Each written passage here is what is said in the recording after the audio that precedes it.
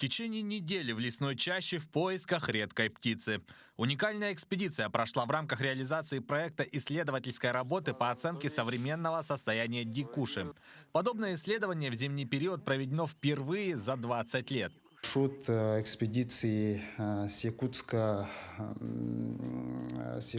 до Чульмана. С Чульмана полностью исследовали притоки реки Гарбылах. Затем группа переместилась в реку Тимптон местности и базировалась на метеостанции Якутского управления гидрометеослужбы.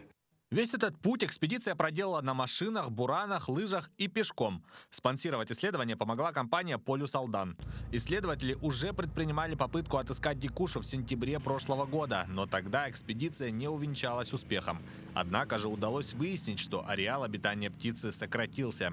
Участники экспедиции не стали отчаиваться, помогли очевидцы, которые внушили уверенность, что дикуша все-таки осталась.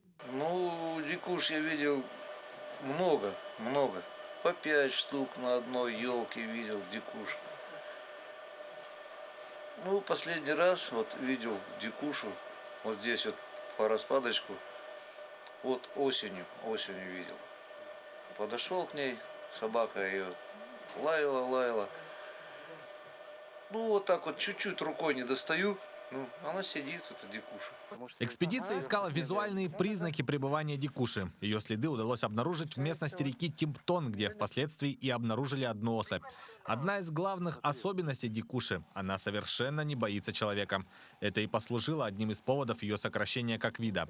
Еще одна причина исчезновения – ее уязвимость к человеческому воздействию. Она у нас распространена в Алданском, Нерюнгринском районах, где численность в последние годы, как мы поняли, по сравнению с данными, которые мы получали 20 лет тому назад, катастрофически снижается. Поэтому необходимо обязательно продолжить исследование. Сейчас полученные данные находятся в камеральной обработке. После подведения итогов этой экспедиции исследования в этой области будут продолжены. Юрий Осипов, Георгий Григорьев, Якутск.